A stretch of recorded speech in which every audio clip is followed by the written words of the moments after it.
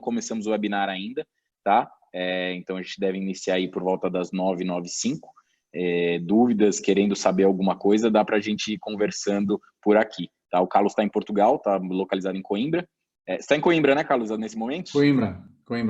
Sim. E eu sou da Prospecto aqui em São Paulo, então a gente vai fazer essas trocas de informações aí entre os dois países. A gente estava comentando um pouquinho aqui agora da situação que saiu uma reportagem hoje, acho que, se não me engano, foi no Valor, dos dois países de melhor combate, que estão com os melhores números, vamos dizer assim, que são a Alemanha e Portugal. E aí o Carlos estava explicando um pouquinho de como que está a situação lá, mas aparentemente não foi feito nada muito diferente, né, Carlos? Não. Eu acho que há uma componente de, como dizia o Governo há algum tempo, de alguma disciplina do povo, que é verdade que tem cumprido com algum rigor o confinamento, e de alguma informação que foi passada com rigor e com premência, e portanto a população aceitou e reagiu positivamente. Eu penso que poderá ser mais por aí. Não houve críticas a esse lockdown aí Lockdown não, mas o fechamento de restaurantes e comércio. Não, há claramente muita gente sofrendo da parada da economia, nomeadamente na área do turismo, na área da restauração. É preciso entender que Portugal é um país que depende vitalmente do turismo. Nós temos por ano 20 ou 30 milhões de turistas para um país de 10 milhões. Portanto, é um número muito grande, muito importante. Estávamos a ter um boom de turismo sem precedentes. Portanto, havia muito investimento, muito movimento na área do turismo. Em alguns pontos já se criticava o excesso de turismo e agora, de uma semana para a outra, tudo acabou. Eu imagino que o comércio vai sentir, né? As pessoas criticam, mas o comércio vai sentir. Esse é o ponto mais negativo. O Carlos Alberto está fazendo uma pergunta aqui. Como que Portugal está lidando com os tratamentos de esgotos hospitalares? Carlos, eu acho que eu vou deixar essa pergunta porque o Carlos com certeza vai responder isso durante o webinar. Tá? Então eu vou deixar essa pergunta aí pendente. Se você achar que não foi respondida até o finalzinho, você retorna essa pergunta para a gente. Tá? Na verdade, um pouco do objetivo do nosso webinar hoje é falar exatamente sobre como as empresas estão lidando com isso, como os hospitais, laboratórios, necrotérios estão lidando com essa situação e o quanto isso afeta o nosso saneamento. Né? Então, o Carlos vai falar bastante sobre isso. É um estudo muito complexo que eles fizeram lá na Europa, inclusive com a Comissão Europeia, e eu acho que vai ser uma discussão interessante. Mais uns minutinhos a gente já começa para poder responder essas perguntas.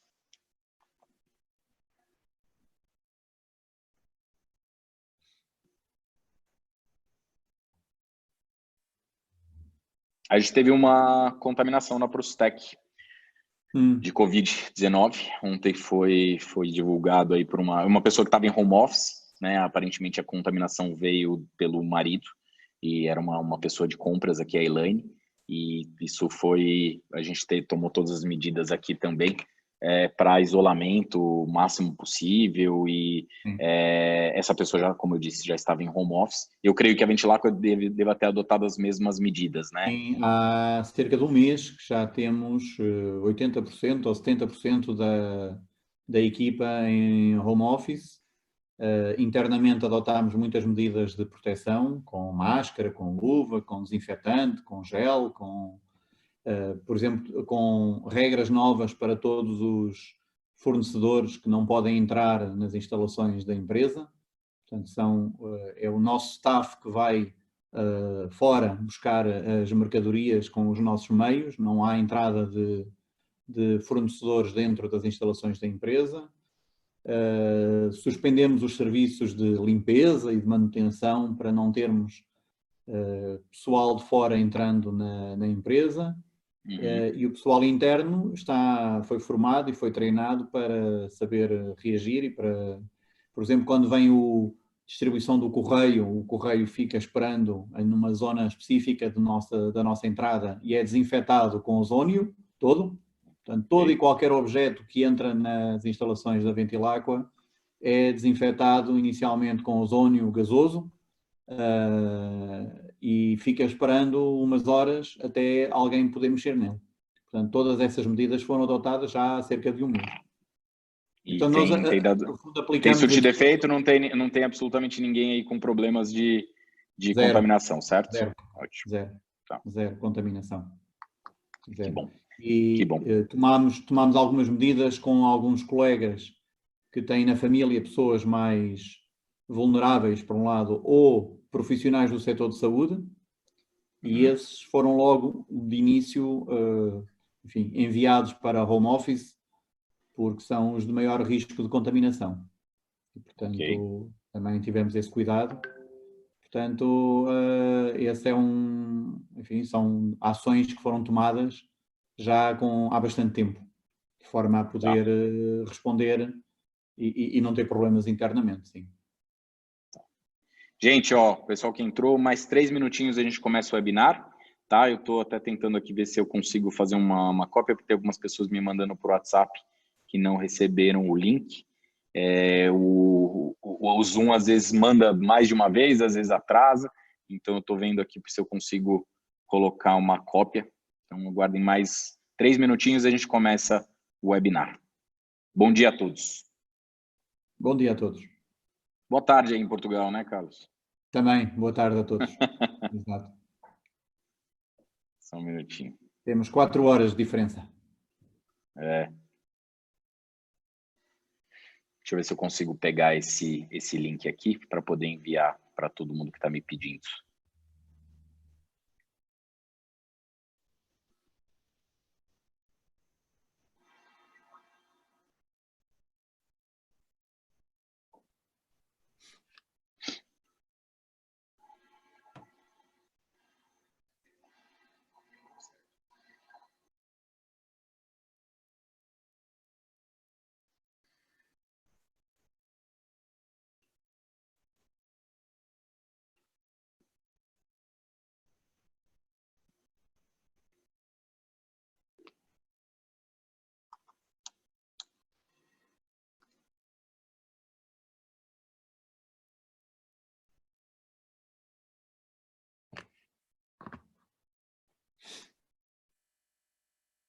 Consegui. Deixa eu enviar para 2 pessoas aqui que me pediram.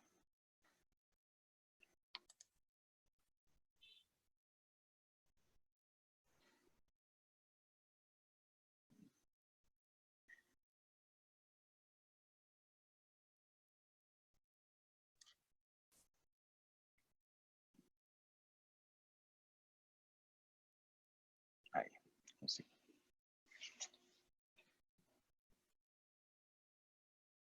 Pessoal, mais uns segundinhos aí, a gente já inicia. Bom dia a todos que entraram. Só para vocês entenderem, é o primeiro webinar que a gente está fazendo nessa configuração, tá? Então, a gente desabilitou, como teste, a gente desabilitou o vídeo e o áudio de todos. Tem aí um Q&A, né? Um questionários e questões e respostas dentro do Zoom. Ele abre um bate-papo aí para perguntas e respostas. Se forem perguntas, vocês já podem selecionar direto por esse Q&A. Os áudios estão desabilitados, a gente vai poder habilitar aí com um sistema de levantar a mão nos últimos 15 minutinhos para esclarecer algumas dúvidas que todos tenham, tá? Ou que algumas pessoas possam vir a ter.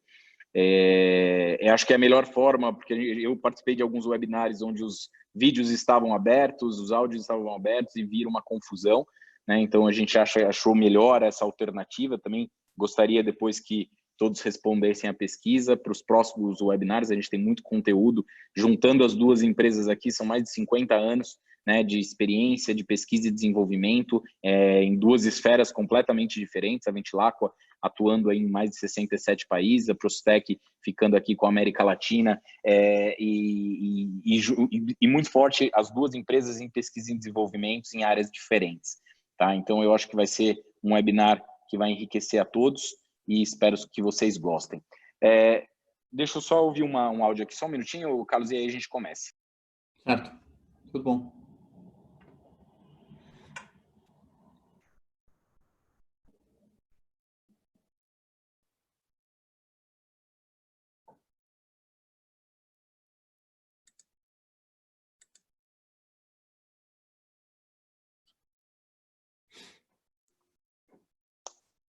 Vamos lá. Gente, bom dia a todos. A gente vai começar agora o nosso webinar. Eu vou compartilhar minha tela aqui para colocar 2 slides apenas da Prostec, apenas para vocês entenderem quem é a empresa. Meu nome é Felipe, eu sou gerente comercial aqui da Prostec Brasil, nós estamos sediados em São Paulo. O Carlos, CEO da Ventilaqua, que tem sede em Portugal, Coimbra, ok? Mas é uma empresa aí praticamente que atua em todos os grandes territórios do planeta, né? Eles estão em 67 países. Eu vou compartilhar minha tela aqui um pouquinho com vocês, apenas para a gente fazer uma apresentação muito rápida das 2 empresas, para poder começar a nossa discussão. Só para vocês entenderem, a Prostec está há 25 anos no mercado, tá? Nós fizemos 26 anos esse ano, foi um ano mais difícil, 2020 está sendo um ano difícil para todo mundo, até para as comemorações, mas nós fizemos 26 anos esse ano.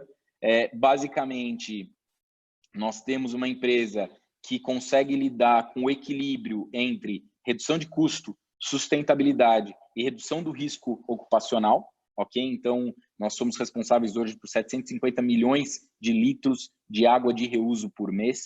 Entramos na maior parte das empresas oferecendo uma redução em torno de 50% no custo de tratamento de efluentes. Porém, durante muito tempo, a Prostec basicamente trabalhava com produtos formulados para tratamento de efluente industrial e sanitário. Então, éramos uma indústria química, ok? Então, temos uma tecnologia própria em produtos químicos. Fomos para a IFAT, que é a maior feira de meio ambiente do mundo, e encontramos a Ventilaqua, que era uma empresa que foi fundada em 97. O Carlos e o Francisco, que também está aqui no nosso webinar, são os fundadores dessa empresa. É uma empresa muito forte em pesquisa e desenvolvimento, então tem parcerias com a Universidade de Harvard, Instituto Fraunhofer na Alemanha, Universidade de Coimbra, Barcelona, assim por diante. E eles tinham o que a gente não tinha: equipamentos diferenciados para tratamento de efluentes, desde estações compactas para físico-químico, até tecnologias onde eles são praticamente pioneiros também no mundo, como eletrocoagulação, e a linha deles, que o Carlos vai falar um pouquinho mais, é dividida em Ventil White, que é a linha que a gente vai discutir mais hoje, Ventil Blue, que é essa linha para tratamento de efluentes, e a Ventil Red, que fala um pouquinho da parte energética. A Prostec passou a ter 3 divisões, uma divisão de produtos, uma divisão de estações e uma divisão de consultoria e serviços. Essa parceria com a Ventilaqua foi tão positiva que nós acabamos adquirindo essa tecnologia em forma de parceria de licenciamento, e hoje nós fabricamos tudo o que eles lançam lá fora, o que é mais avançado na Europa, a gente fabrica no Brasil e vende aqui pelo Brasil com assistência técnica, reposição de peças locais e tudo mais que seja necessário para a implantação desses sistemas. Tá? Então, uma apresentação rápida. O Carlos, como eu disse, é o CEO da Ventilaqua. Ele vai falar agora um pouquinho da Ventilaqua em si e a gente começa a discussão. Lembrando, o objetivo desse webinar é discutir um assunto de extrema importância para todos nós, que é o quê? É a contaminação de doenças infecto-contagiosas em água através de hospitais, necrotérios e laboratórios, que não existe no mundo uma legislação. A Ventilaqua é uma das responsáveis por tentar criar essa legislação na Europa, ok? E a gente precisa entender qual que é o impacto de uma pessoa contaminada utilizando esses serviços de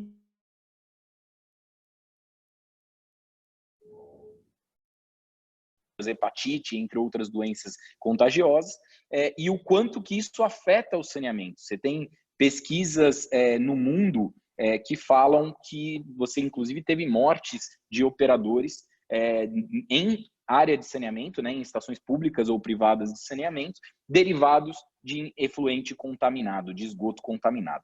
Então, Carlos, passo a bola para você. Gente, estamos abertos, como eu disse, o Q&A e o Question and Answer para ir postando as perguntas, tá? E aí no finalzinho a gente vai abrir os áudios para que as pessoas possam interagir um pouquinho com a gente. Carlos, a bola é sua e estou por aqui se precisarem de alguma coisa. Muito obrigado, Felipe. Bom dia a todos no Brasil, boa tarde a todos em Portugal. Este é um webinar e também inovador para nós, porque estamos fazendo esta simultâneo nos 2 países, mas o assunto é de facto importante. Eu vou tentar partilhar aqui a minha tela para que possa passar uma pequena apresentação daquilo que é o tema que nos traz aqui hoje, a todos. Como o Filipe apresentou, a Ventilaqua tem um grande foco no desenvolvimento e inovação de novas tecnologias. E há cerca de 12 anos atrás, estivemos envolvidos, através de um dos nossos colegas, naquilo que se chama o Comitê Técnico da Comissão Europeia, que na altura estava dedicado ao estudo de contaminações em efluentes domésticos, em águas residuais domésticas e as suas consequências, sobretudo em operadores de estação de tratamento municipal, havendo inclusivamente relatórios de mortes e de doenças por origem desconhecida e que se atribuíram na altura à origem em instalações hospitalares, em necrotérios ou morgues, como dizemos aqui em Portugal, em clínicas e, portanto, a conclusão desse comitê técnico era que seria necessário fazer alguma coisa na origem dessas contaminações, ou seja, que todas essas instalações deveriam ser protegidas de alguma forma para evitar que essas contaminações atingissem a rede pública de saneamento. A divisão Ventilaqua White foi criada nessa altura para especializar-se naquilo que é o tratamento de águas residuais da área hospitalar e similar, precisamente pela especificidade e pela necessidade tecnológica que levanta quando comparada com outras áreas que a Ventilaqua cobre, sobretudo no setor industrial. E, portanto, eu sou responsável pela gestão da área Ventilaqua White e também nesta área cobrimos alguns aspectos do setor farmacêutico e, sobretudo, muitos laboratórios de análise, laboratórios de investigação que também geram este tipo de efluentes contaminados. Temos depois a área dos efluentes radioativos e do tratamento e reuso dos efluentes domésticos de hospitais, mas isso não vamos ocupar-nos disso hoje. Portanto, aquilo que é importante é percebermos que este fenómeno que hoje temos em mãos, esta pandemia mundial, enfim, é um pleonasmo, mas causada pelo Covid-19, também pode existir com outros vírus que venham a aparecer e, portanto, é uma consequência de alguma desatenção, se calhar, ou de algum descuido que a humanidade foi tendo com estes assuntos e com estas operações. Quando falamos de fontes de contaminação importantes, naturalmente que não podemos esquecer as casas, não é? As nossas casas, a nossa atividade diária, que enquanto seres humanos, também geramos naturalmente esses efluentes contaminados e, portanto, somos a fonte principal. Mas nesse ponto é impossível controlar, nós não podemos ir controlar cada casa, cada apartamento, cada linha de descarga e, naturalmente, que é mais fácil controlar os pontos de maior concentração e de maior risco. E nesses encontramos, de facto, os hospitais, encontramos as clínicas, encontramos os laboratórios, encontramos os necrotérios, encontramos laboratórios de polícia criminal, onde temos algumas instalações, casas funerárias, também é importante perceber que em alguns países as práticas funerárias geram elas próprias alguns efluentes contaminados e, portanto, todas essas origens são causa de possível risco. E, portanto, foi analisando estes problemas que, em conjunto com universidades com quem temos trabalhado ao longo do tempo, desenvolvemos, de facto, uma solução para ajudar a limitar este impacto. Hoje, à data de hoje, esses estabelecimentos ou estas instituições têm algumas práticas já de proteção naquilo que são águas contaminadas, águas de risco biológico, águas de risco patogénico. Muitas delas fazem a descarga diretamente na rede pública em alguns países, onde o controlo é menor, outras fazem as descargas das suas águas na rede pública e, portanto, depois essas águas chegarão à estação de tratamento pública, outras têm estação de tratamento própria. Infelizmente, em muitos países ainda se fazem descargas diretas para o meio ambiente. Enfim, onde se inclui por vezes o Brasil, não quero ser antipático na minha observação. Há muitas entidades, nomeadamente laboratórios e laboratórios hospitalares e áreas hospitalares, que fazem a recolha de águas consideradas contaminadas para contentores que são depois transportados para o exterior para tratamento por empresas especializadas, e há ainda algumas instituições que fazem o tratamento local com adição de agentes químicos, nomeadamente o hipoclorito, ou por desinfecção térmica com autoclaves. E, portanto, esta é a realidade hoje em dia. Infelizmente, e olhando ao mundo na sua globalidade, a grande maioria ainda descarrega estas águas contaminadas para o meio ambiente ou para as redes públicas, que depois, infelizmente, em muitos casos, não têm qualquer tratamento. E só fazendo um paralelo, Carlos, aqui no Brasil, a gente sabe que a situação é muito diferente. A gente tem 66% só das casas brasileiras com acesso à rede, tá? Então, em algumas situações, isso ainda é um dado de 2018. Em algumas situações, como o Piauí, a gente tem um índice muito abaixo, que é o pior, seria o pior das localizações do Brasil, com 7% das residências só com acesso a esgoto tratado. Então, a gente imagina o impacto que isso ocorre no Brasil em tudo isso que o Carlos está comentando. As pessoas infectadas se banhando, fazendo as suas necessidades, tendo todo o processo de limpeza dentro de um leito ou dentro de um laboratório ou dentro mesmo de um necrotério ou uma funerária, e isso indo livremente para o esgoto e, no caso do Brasil, pior, indo para o meio ambiente diretamente, né? Então, a gente briga sempre, e eu acho que o mundo nos próximos meses e nos próximos anos vai mudar a sua visualização em relação a isso, exatamente pelo fato de que mutações ocorrem nos vírus não só por criação humana, mas por interação entre um vírus que não era de uma determinada espécie e passa a ser. Como a gente está jogando isso livremente no meio ambiente, no Brasil e no mundo como um todo, mas o Brasil é um pouco o nosso tema em relação a essa complicação do saneamento, eu acho que é algo que a gente tem que começar a se mexer para movimentar os nossos governantes, movimentar os órgãos reguladores para que a gente consiga uma legislação específica para isso. Desculpa, Carlos. Não, é importante esse comentário. De facto, na Europa a situação eventualmente pode ser um pouco diferente, mas temos que distinguir várias áreas. Ainda há, infelizmente, apesar de tudo, muito hospital a fazer descarga na rede pública, e o problema é que a rede pública que conduz às estações de tratamento públicas, sabemos que há uma componente importante de retenção, nomeadamente de vírus, a nível das estações de tratamento, por via de absorção, mas não sabemos o que é que acontece no caminho entre o hospital e a estação de tratamento, e esse é um ponto muito preocupante. Temos que pensar, e indo diretamente a esta questão dos riscos associados à descarga na rede pública, temos que pensar que todo o percurso entre o ponto onde foi gerado a água contaminada e a chegada na estação de tratamento é todo ele um percurso de risco, porque você pode ter uma ruptura, porque você pode ter uma estação elevatória ou um poço de bombagem e de repente tem uma bomba que quebrou e você tem que ir fazer manutenção e vai estar em contacto com água potencialmente contaminada. Dentro da própria instituição, do hospital ou da clínica ou do laboratório, pode ter problemas hidráulicos ou ruptura ou de bombas que obrigam a intervenções.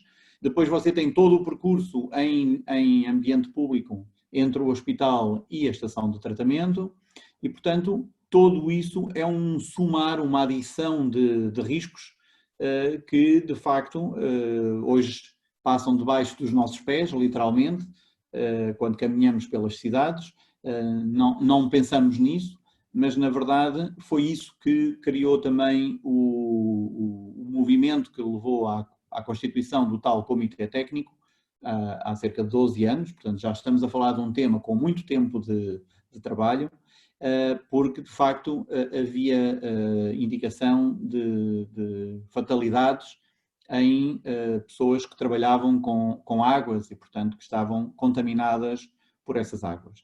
E, portanto, este é o risco associado à descarga no setor público, nas estações públicas, já para não falar, naturalmente, que a água saindo da estação de tratamento para o rio, ou para os lagos, ou para onde for o ponto de descarga, poderá ainda conter alguma carga virusal ou bacteriana patogénica que não tenha sido retida na estação.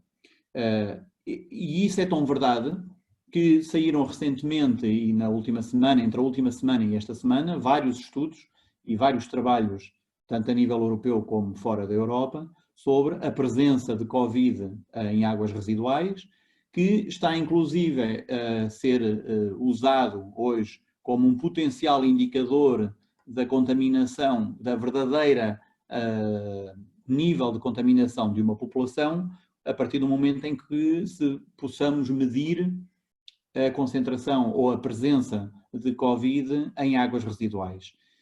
Naturalmente, aquilo que nós pretendemos analisar aqui é o controlo dessa contaminação nas unidades hospitalares, nas clínicas e nos laboratórios. Nas casas, nas nossas casas, não há controle possível e, portanto, esta medição da presença de Covid em águas residuais domésticas ou nas estações de tratamento será sempre importante para percebermos qual é o nível de contaminação que a população pode trazer nas suas casas, nas suas atividades diárias. Se, entretanto, conseguirmos conter as contaminações das unidades hospitalares, já conseguimos medir facilmente qual é a influência que a área doméstica tem sobre essa possível contaminação. Portanto, nós não queremos vírus nas águas residuais domésticas, queremos eliminá-los antes a montante para evitar potenciais contaminações descontroladas, mas só podemos fazê-lo em determinadas áreas, em determinadas instituições e, portanto, vamos ter sempre vírus nas águas domésticas e podermos ter uma ferramenta de monitorização do Covid ou outros vírus nas águas domésticas será sempre um passo bastante positivo. Passando da descarga diretamente em coletor para aquilo que é uma prática relativamente corrente em muitos laboratórios e em muitas unidades hospitalares, sobretudo na Europa, é a colheita ou a recolha dessas águas consideradas contaminadas em contentores, em sistemas de recolha que depois são transportados por empresas especializadas. Por todo o lado, na Europa, sobretudo, falo da Europa, que é o ponto que eu conheço melhor, mas conheço noutros países também, há empresas especializadas, licenciadas, autorizadas pelas entidades de saúde para ir nos hospitais, nas clínicas, nos laboratórios, recolher águas consideradas biologicamente perigosas, contaminadas ou de risco. E essas águas são depois encaminhadas para estações de tratamento centralizadas, normalmente por via térmica. Ora, acontece que este transporte, além de ter um custo extremamente elevado, e posso indicar que na Europa os valores variam entre 1.000 e 3.000 dólares por tonelada, que é um absurdo, tem ainda vários riscos, como podem imaginar, entre o armazenamento dos contentores de água contaminada no próprio hospital ou no laboratório, passando pela transferência desses contentores para dentro do carro de transporte ou do caminhão de transporte dessa empresa contratada.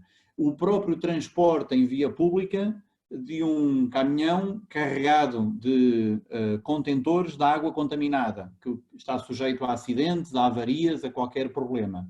Depois a transferência desses contentores no final da viagem, a estocagem desses contentores nas instalações do operador e finalmente a destruição desses contentores. Tudo isto são atividades de risco que comportam também um potencial fuga de águas contaminadas, seja na via pública, seja para a contaminação dos próprios operadores dessa entidade de tratamento. E, portanto, temos também aqui uma soma de riscos que nos leva a pensar que, eventualmente, esta poderá não ser a melhor opção de tratamento.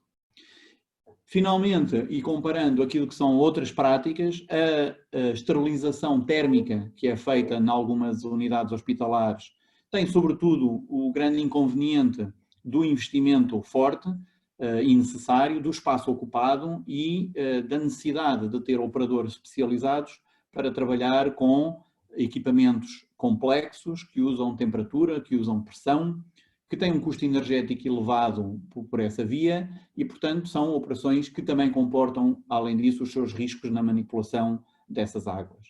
A esterilização por via química, também uma prática relativamente comum e muito difundida em todo o mundo, sobretudo com hipoclorito ou com lexívia, como quiserem chamar, tem claramente o problema do custo e do risco da manipulação do produto químico. Pode também ser feito em alguns sítios com ácido paracético e, portanto, toda essa manipulação acarreta os seus custos e acarreta os seus riscos. E, portanto, quando fizemos esse estudo inicial há uns anos atrás, levantámos todas estas questões para o Comitê Técnico e abordámos a situação de adotar medidas para fazer a esterilização no local, in situ, ou seja, na origem do problema, e evitar de forma económica e de forma prática e fácil, evitando que toda essa massa de água contaminada, que ainda é significativa, possa criar riscos de contaminação na população. Esse foi o trabalho que desenvolvemos e, a seguir, naturalmente, o trabalho complementar foi desenvolver a tecnologia certa para resolver esse problema in situ. Carlos, eu vou fazer uma colocação aqui. A gente tem como uma das pessoas que estão participando o Gustavo Taboas, que é o diretor executivo do Hospital Albert Einstein, que é um dos maiores hospitais aqui, é o maior hospital da América Latina, ele é referência no mundo. E ele me colocou uma mensagem aqui no WhatsApp, e a questão é o seguinte, Gustavo, a gente tem, o que o Carlos está colocando, se você manda o efluente para fora, você não tem só o risco de contaminação de um operador, de alguém que manipulando, mas você tem o risco ambiental e de imagem do vosso hospital, do vosso laboratório, porque se há um acidente, num caminho de uma Marginal Pinheiros aqui em São Paulo, ou há um acidente de trânsito, onde você tem o vazamento de um efluente contaminado com doença infectocontagiosa, você tem um problema muito sério de saúde pública e um problema muito sério para o hospital, porque você é corresponsável, mesmo não sendo você a empresa que está retirando, não sendo um transporte direto do Hospital Albert Einstein, você vai ter uma coparticipação em todo esse trajeto até o destino final de uma incineração ou de um sistema de esterilização por qualquer outro que seja que as empresas no Brasil utilizam. Então, assim, acho que eu acabei colocando essa pergunta até um pouco antes da hora, porque acho que é extremamente importante as empresas pensarem. A gente tem, nos nossos participantes aqui estão bem variados, nós temos saneamento e temos pessoas da área hospitalar e laboratorial. Então, acho que é importante a gente pensar nas duas pontas. Quando a gente postou esse webinar, tanto no LinkedIn quanto em algumas redes sociais, a gente falou, juntos somos mais fortes. A ideia do juntos é exatamente atrelar as pessoas geradoras desse efluente, tá? Então, as instituições responsáveis pela geração desse efluente com as empresas de saneamento. Temos muitos participantes aqui das empresas de saneamento, SEDAI, Corsã, assim por diante. Então, eu acho que a gente consegue, talvez, fazer essa interação através de algum grupo que a gente possa vir a criar, ou mesmo de comunicação que a gente tem após esse webinar e muitos outros webinars que estão rolando aqui no Brasil e mundo afora, para que a gente evite que essa contaminação exista. Isso é um assunto muito sério. A gente teve casos em Nova York, no zoológico do Central Park, casos de animais diagnosticados com Covid-19 por contaminação de água e de pessoas. Então, a gente não sabe até que ponto essa mutação desse e de outros vírus podem ocorrer no mundo animal. E se você não está cuidando desse efluente contaminado gerado no ponto de geração, você abre uma cadeia de risco muito grande. É verdade, absolutamente verdade, sim. Obrigado, Filipe. E, portanto, regressando um pouco àquele ponto da definição de uma solução que pudesse ser instalada localmente, de forma económica, com baixo custo de exploração e fácil de utilizar por qualquer utilizador, desenvolvemos então, aí sim entra todo o know-how e toda a investigação que nós aportamos ao nosso negócio desde o início e desenvolvemos uma esterilização das águas residuais contaminadas por ozônio. O ozônio é claramente um oxidante extremamente forte, está provado, vou mostrar a vocês um pouco mais à frente essa capacidade de oxidação, mas sobretudo pode ser gerado localmente, não necessita de um reagente. O reagente principal é o ar que respiramos e, portanto, é o oxigênio do ar que respiramos, e nós podemos captar esse oxigênio e convertê-lo em ozônio localmente, sem qualquer intervenção humana.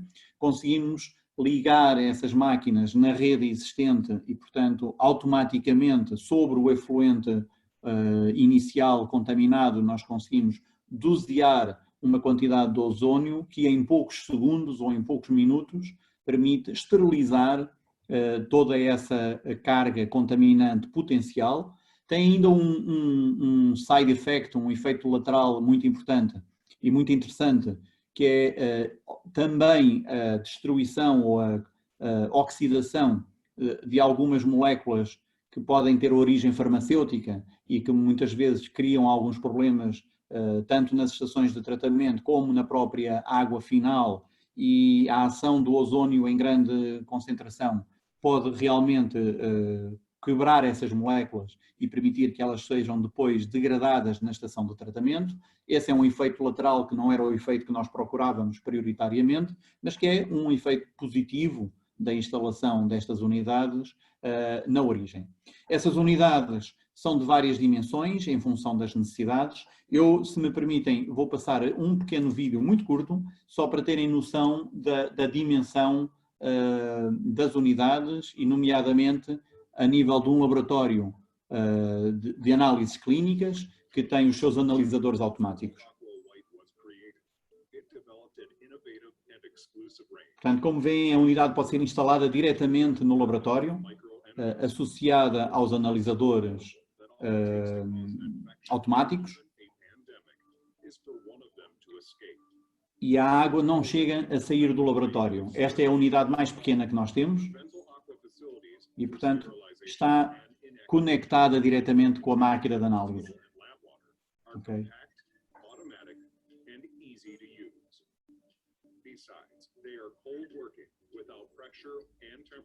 With maximum efficiency, security, protection, low cost, and low investment.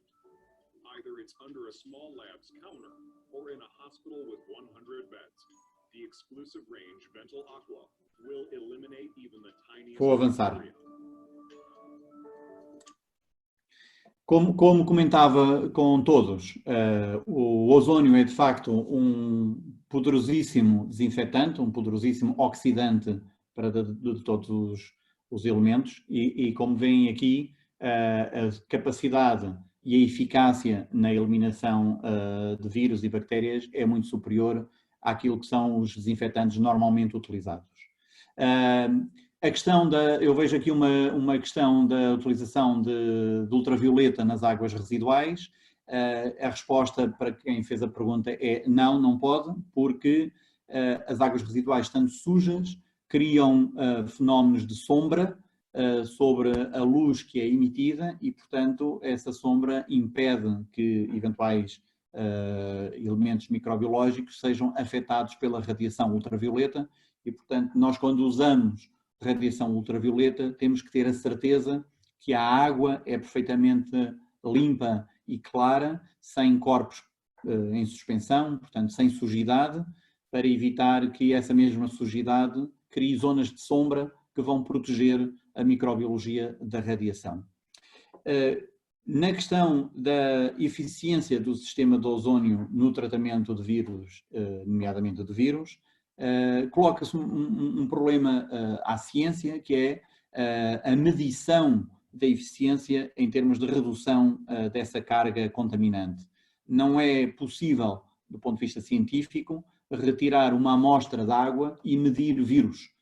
Nós, quando vamos medir a quantidade de vírus, temos que saber quais os vírus que procuramos, porque temos que fazer essa análise por comparação com aquilo que se chama uma amostra, um branco, ou seja, uma amostra de base que nós determinamos que tinha uma determinada concentração.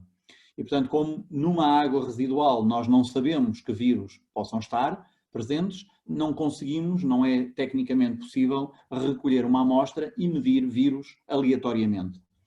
Aquilo que fizemos no sentido de dar confiança ao mercado e às pessoas, aos utilizadores, foi, de facto, pedir a uma instituição de virologia denominada internacional que utilizasse o nosso equipamento, um equipamento real, um equipamento de fabrico normal, e colocasse no seu laboratório, fazendo experiências com águas residuais preparadas especificamente para determinados vírus e medisse a eficiência da remoção no final do equipamento.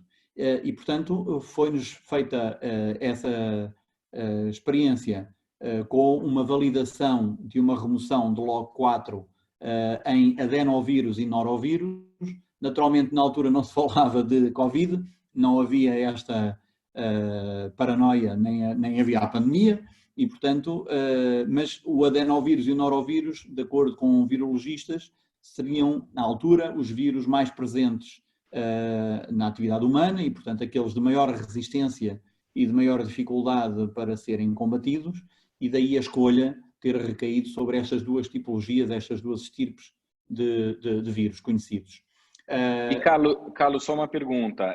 Nos hospitais e laboratórios que você já tem esse sistema instalado, aí falando em Covid-19, tem alguma notícia de alguma análise que foi feita para esse vírus específico pós-esterilização com o sistema Esteri por ozônio UV? Não.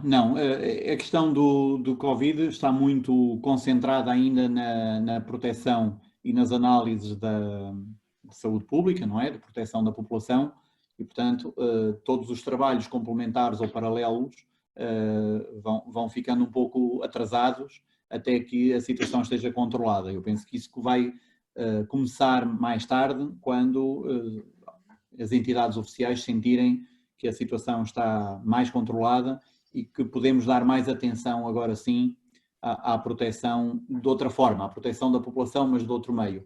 E aí vai ser necessário claramente determinar formas de controle, mas nós aqui estamos focando no Covid, mas o nosso discurso não é focado no Covid, é focado em toda a possível contaminação de vírus e de bactérias que podem afetar o homem na sua vida normal, porque, por exemplo, os relatos ou os relatórios a que tivemos acesso em tempos relativamente às estações de tratamento municipais onde se começou a estudar este assunto, eram sobretudo relativos a problemas de hepatites, ok? E, portanto, na altura, quando começámos todo este trabalho, naturalmente que foi relativamente mais a isso que foi dada atenção. Este é um problema novo, muito rápido, surgiu em muito pouco tempo e adquiriu dimensões gigantescas em muito pouco tempo, e, portanto, há aqui um delay na capacidade de resposta, que é natural, porque a atenção tem que estar focada noutro ponto. Aquilo que é a nossa intenção, e penso que de todos os presentes neste webinar, é pensarmos como é que nos preparamos no mês que vem para aquilo que é a nossa vida futura e começarmos a proteger-nos para o futuro, que é também o nosso slogan da empresa, e esse é o ponto importante, e nunca esteve tão certo esse slogan como hoje, não é? Protegemos o nosso futuro para que não sejamos atingidos novamente por uma catástrofe desta dimensão. Carlos, só mais uma... vou introduzir uma pergunta aqui do Carlos Alberto, porque eu acho que é exatamente nesse slide que você está falando. Ele está colocando o seguinte: no caso do Brasil, onde a maioria dos equipamentos laboratoriais não estão preparados para receber a desinfecção direta por ozônio pós-análise concluída, como serão os efeitos do ozônio sobre o efluente final do laboratório? E em que ponto se sugere a introdução da aplicação do ozônio? Acho que você vai falar um pouquinho do equipamento, acho que você consegue responder essa pergunta, certo? Sim, se me permitem.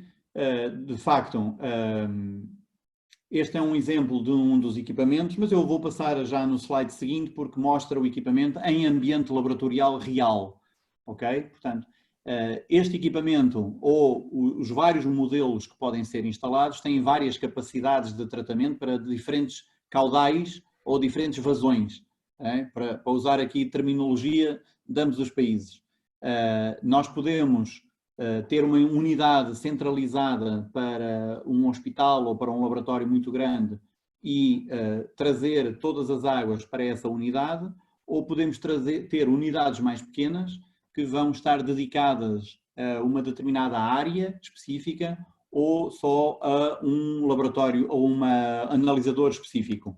E, portanto, nesse sentido, desenvolvemos uma gama de equipamentos que têm estas várias capacidades de utilização. Aqui nessa foto podem ver que, de facto, o equipamento está conectado diretamente a um analisador automático e vai receber a água residual desse analisador e depois, quando o descarrega para a rede de esgoto do laboratório, essa água já vai esterilizada, já vai livre de qualquer risco de contaminação, ainda que se mantenha como uma água suja, uma água residual. Portanto, se tiver a água, se tiver resíduos de sangue, de urina, de fezes, seja do que for, ou os próprios químicos e detergentes que são usados no ciclo de lavagem automático da máquina, esses continuam o seu percurso e não são retidos na máquina. Portanto, esta máquina não tem filtros, não é um filtro, ela faz a esterilização por saturação com ozónio.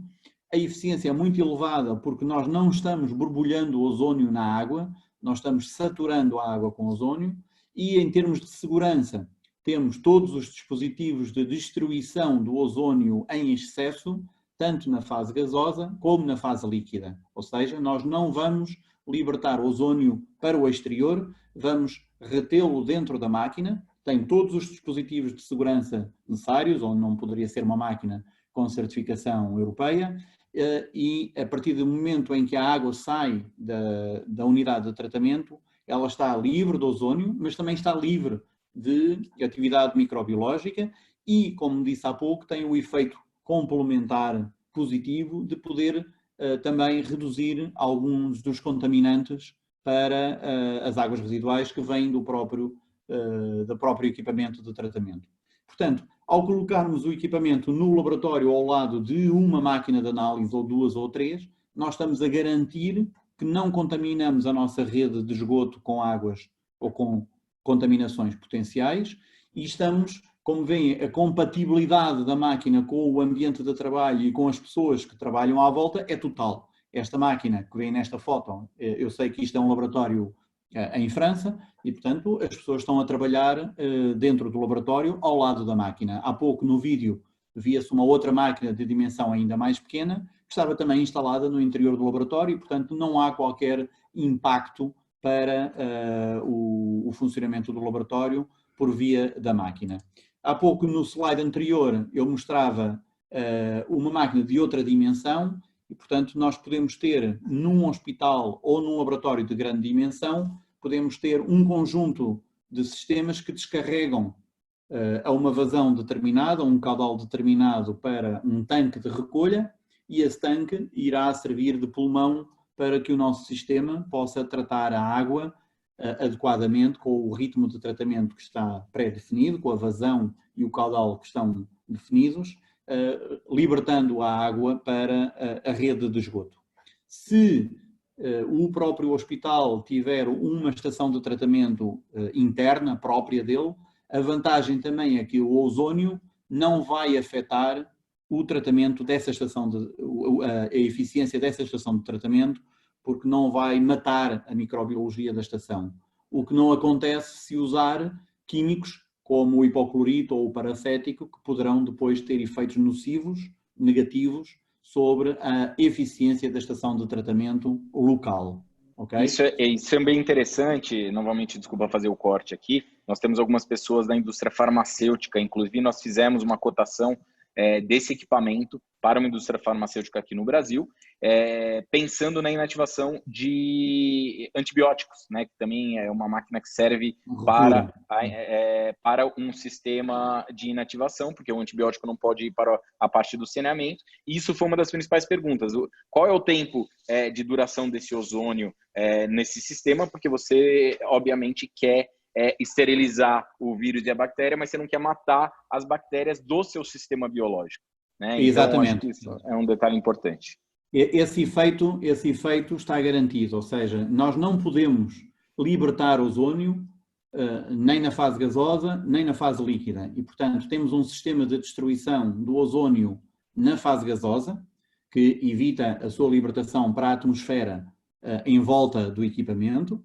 Depois temos sensores de detecção de ozônio no ambiente externo, se caso haja algum problema, soar um alarme e permitir atuar diretamente sobre a situação. E temos um sistema de destruição do ozônio em excesso na fase líquida, ou seja, a água que sai da máquina e segue para a sua estação de tratamento não leva ozônio dissolvido, porque ele será destruído na última etapa do tratamento dentro da máquina. Esse tratamento, ou a esterilização, é muito rápida. Os estudos científicos indicam alguns segundos de contacto com a molécula do ozônio e as bactérias ou vírus. Nós temos geralmente um tempo de retenção médio de 3 minutos, por uma questão de segurança, e sobretudo fazemos com saturação em ozônio, que não é injetar ozônio nem borbulhar ozônio dentro da água. Portanto, o efeito é muito mais profundo e muito mais eficaz. E, Carlos, há alguma correlação do pH na eficiência do processo? Não, não há, de facto, não é crítica a sua influência. Alguns países ou algumas regiões impõem um controlo mais apertado de pH nas águas dos laboratórios, sobretudo dos laboratórios de análise clínica, e aí nós temos um opcional que permite fazer o controlo e a correção do pH para trabalhar dentro do valor limite que é imposto. Então, em alguns casos, teria que ser feito uma correção de pH. Sim, nesses casos, sim. Faço notar que o equipamento tem, na sua primeira etapa, um tanque de recolha. Os mais pequenos têm um tanque integrado na própria máquina. Este que estão vendo na foto tem um tanque integrado na própria máquina de 90 litros. Os maiores necessitam de um tanque complementar. Eu já vou mostrar algumas imagens de algumas instalações reais. Esse pulmão também permite amenizar ou reduzir ou amortecer algumas variações de contaminação ao longo do dia, ao longo da atividade do próprio laboratório ou do hospital, e, portanto, já por si que tem um impacto sobre essas eventuais situações de desregulação dos valores de pH, se a questão do pH for, de facto, uma questão pertinente, não é? Tá. E Carlos, só antes de você passar para o próximo slide, uma outra questão. Você comentou aqui da resistência do UV a sólidos, né? Você precisa ter uma transparência na água para você ter uma ação desinfectante do UV. Qual é a situação com o ozônio e com esse sistema Steri em relação a sólidos suspensos? O ozônio, estando difundido na água, okay, é um conceito que é preciso entender. Ele está dissolvido, ou seja, ele vai atacar tudo aquilo que estiver ao seu alcance e vai reagir quimicamente com tudo. E, portanto, tem um efeito sobre as bactérias, sobre os vírus, sobre os antibióticos, sobre os detergentes, sobre todos os elementos que estiverem presentes na água. Aqueles que são elementos químicos, puramente químicos, vão ser afetados por uma reação de oxidação e, por exemplo, questão de eventual presença de moléculas de hormônios ou de moléculas de antibióticos, há um ataque químico à molécula e, portanto, aquilo que é a ruptura da molécula, permitindo que depois, mais tarde, num tratamento complementar, ela possa ser mais facilmente removida ou absorvida na lama ativada da estação de tratamento jusante, ok? Na parte de tudo o que é vivo e de tudo o que são outras moléculas. A oxidação é extremamente poderosa e, portanto, vai fazer o fenómeno que estávamos falando, ou seja, retirar ou romper, e sobretudo no caso dos vírus e das bactérias, a ação dá-se pela ruptura das membranas e, portanto, o ataque direto ao material celular do micro-organismo que está presente. Não é uma inativação como, por exemplo, aquela que se consegue por vezes com variações de pH, em que a bactéria fica, enfim, vou usar uma terminologia mais comum, fica como que adormecida, aquilo que tecnicamente se designa por inativada, e pode depois, mais tarde, retomar a sua atividade quando está num ambiente mais propício. Aqui, o que conseguimos com o ozónio é, de facto, a ruptura do material celular e, portanto, não há recombinação posterior, ok? Naqueles casos que fizemos a análise. E, portanto, temos essa grande mais-valia paralela de atacar não só a matéria viva, como atacar também a componente química que pode estar envolvida. Okay? Perfeito, perfeito, Carlos. Estão colocando aqui novamente a questão do antibiótico. Sim, o equipamento ele serve para inativação do antibiótico, com uma grande vantagem em relação ao sistema simples de ozônio. Ele é um equipamento que ele tem um destruidor de ozônio na sequência. Né? Então, você vai conseguir ter no seu sistema posterior, que normalmente uma indústria farmacêutica possui, um biológico na sequência, você vai poder ter segurança de que um oxidante poderoso como o ozônio não vai estar interagindo diretamente com a bactéria do seu sistema biológico de lodo ativado.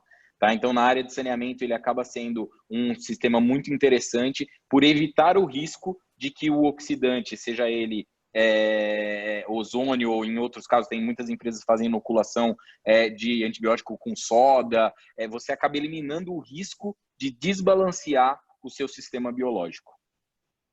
Pode continuar, exatamente. Carlos, desculpa. Exatamente.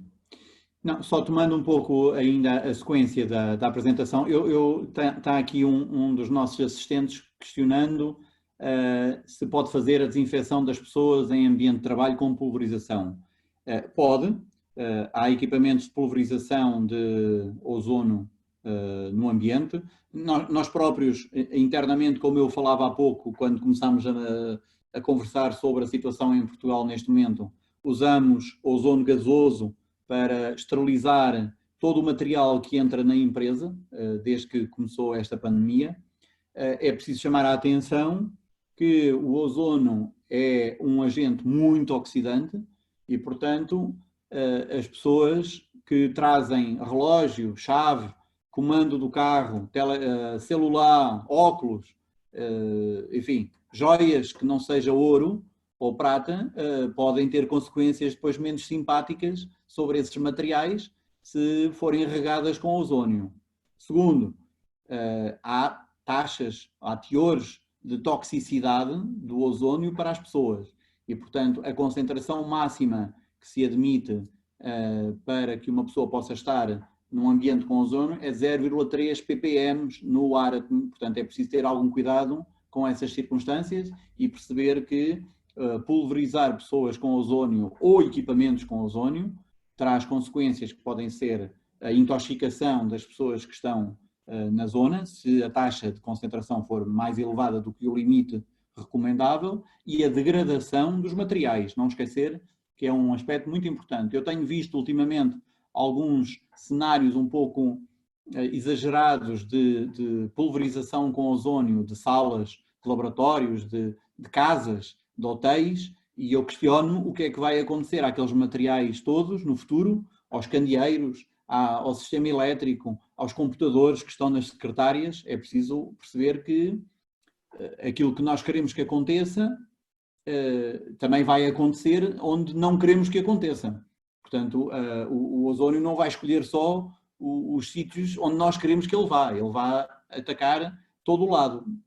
Um bom exemplo destas precauções é o facto dos nossos equipamentos terem que ser construídos em materiais especiais para poder lidar com as concentrações de ozônio. Não são bombas normais, não são válvulas normais, não são sistemas de comando e de controle normais, tudo é construído em função dessa característica de extrema capacidade oxidante do ozônio e, portanto, é preciso também termos algum cuidado para isso. Isso está sendo usado de maneira meio indiscriminada, né? A gente tem visto aqui muito no Brasil, algumas empresas colocando túnel de desinfecção na entrada das portarias, inclusive com quaternário de amônia, né? Então, você tem tido, isso tem sido divulgado na mídia como uma solução, e realmente é algo interessante ser usado, mas sem falar muito das consequências e dos riscos, né? Você coloca um túnel longo de ozônio, você vai mandar, o ozônio é tóxico em altas concentrações, e você vai ter um problema secundário ali. Você mata o vírus, mas você mata a pessoa também, né? Essa é a Sim, verdade. não sai, a pessoa não sai do túnel.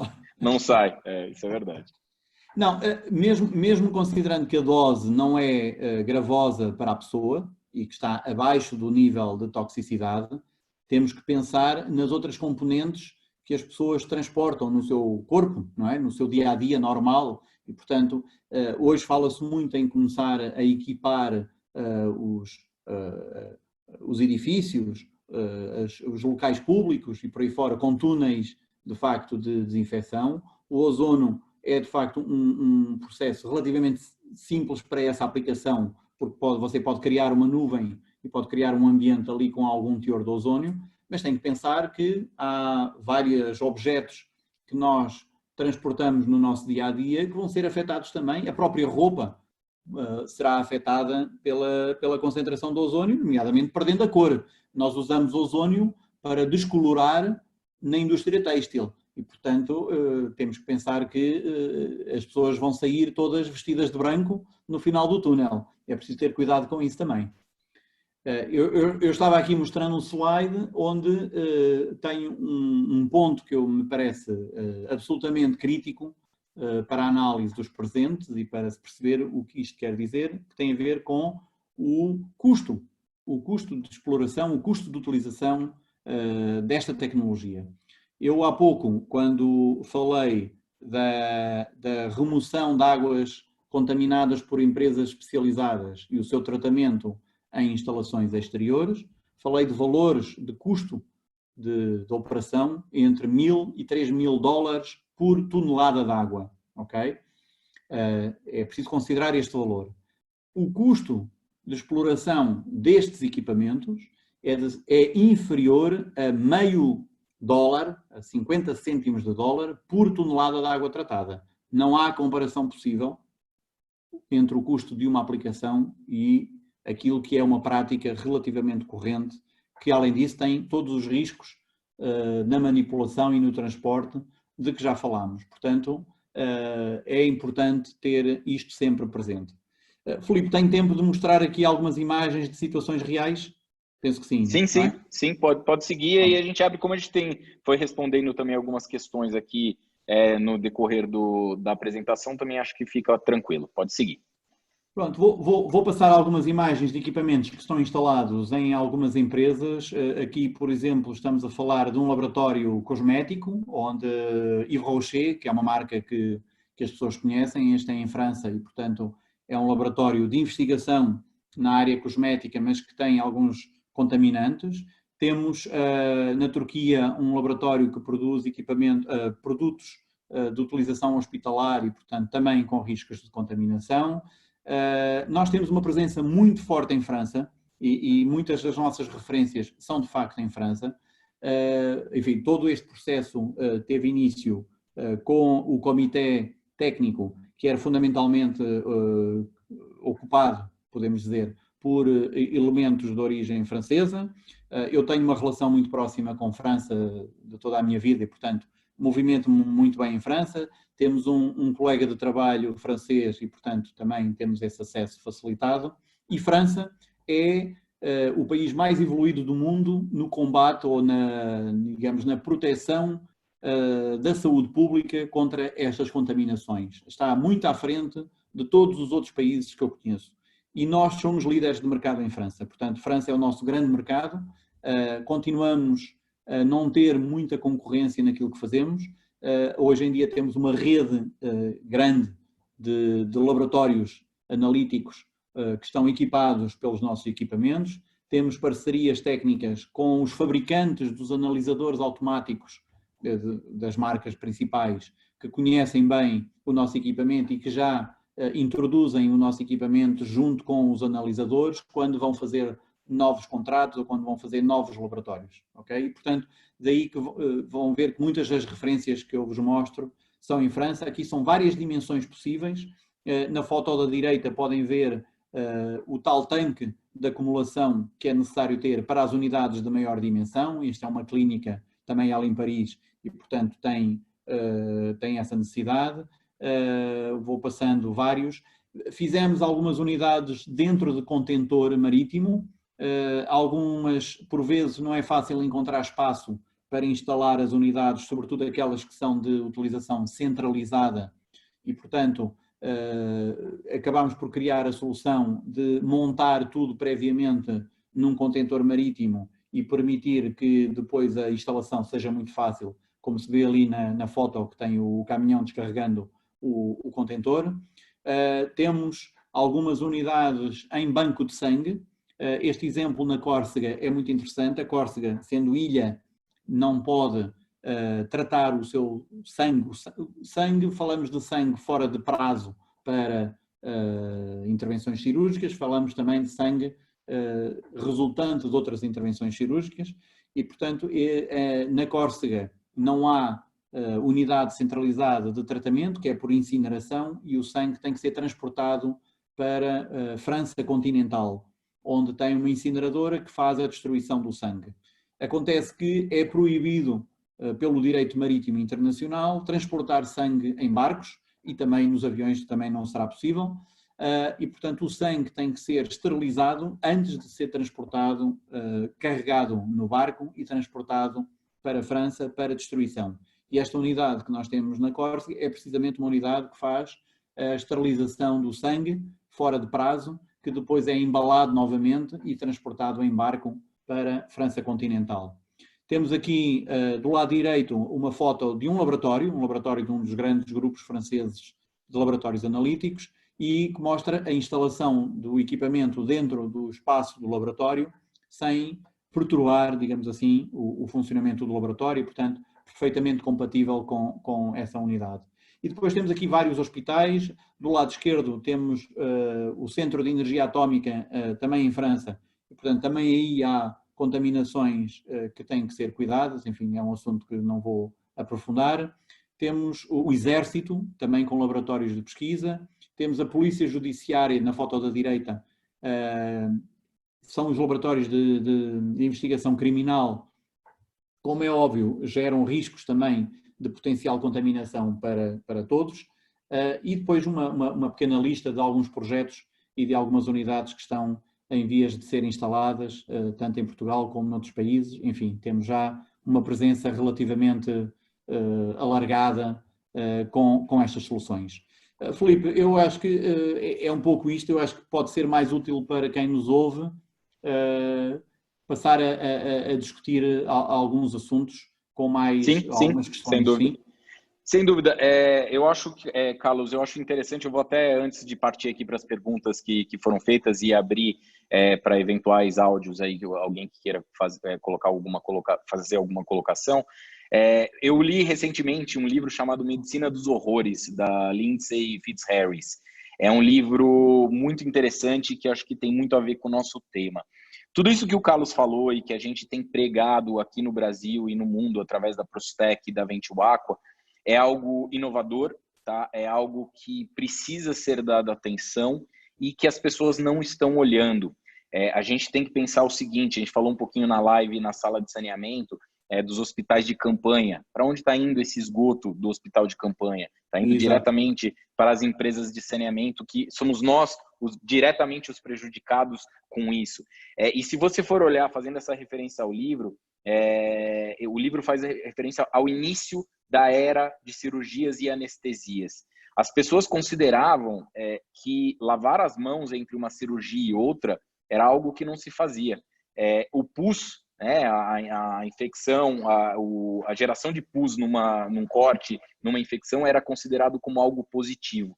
E o Pasteur e o próprio Linster, que é um médico britânico, que começaram, e talvez por isso a França seja extremamente evoluída nessa área de desinfecção, que começaram a introduzir sistemas de tanto desinfecção por ácido carboxílico, quanto toda a parte de higienização dos cirurgiões. e aquilo foi considerado como heresia, como algo que era um absurdo, que o cirurgião era o centro e que não havia mais nada, não havia um inimigo microscópio que pudesse afetar o trabalho dele. E o que a gente está vivendo hoje na água é exatamente essa referência, né? Então a gente está lidando com algo que não está sendo dado o devido valor.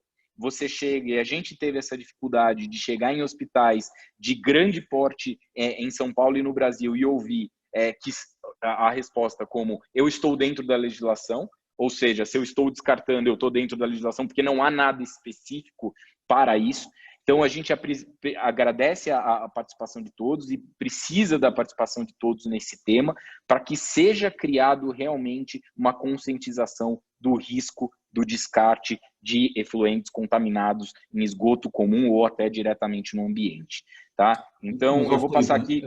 Mas a questão é que tem legislação, é preciso ler a legislação e entender o que ela diz, porque na maioria dos países do mundo, e eu já corri muitos, e na maioria das cidades que impõem as suas regras para descarte nas redes municipais, existe sempre na regulamentação a indicação de que águas de risco tóxico ou com contaminantes de risco biológico não podem ser descartadas ou descarregadas diretamente na rede pública sem serem pré-tratadas ou desinfetadas. Isso já existe. O problema tem que ver com o controlo, com a consciência de cada um, mas também com o controlo e com a capacidade de medir esse risco, que não é fácil, tecnicamente. E, portanto, eu concordo que tudo tem que passar mais por uma questão de mobilização das pessoas para os cuidados que é necessário ter, porque se estamos esperando que haja uma legislação ou uma regulamentação muito específica, ela não vai ser fácil e, sobretudo, também não vai ser fácil de controlar, a não ser que se obrigue claramente que todo e qualquer laboratório, todo e qualquer unidade hospitalar tenha, de alguma forma, qualquer controlo à saída para garantir que esse risco não está presente, o que é, acho eu, realmente praticamente impossível.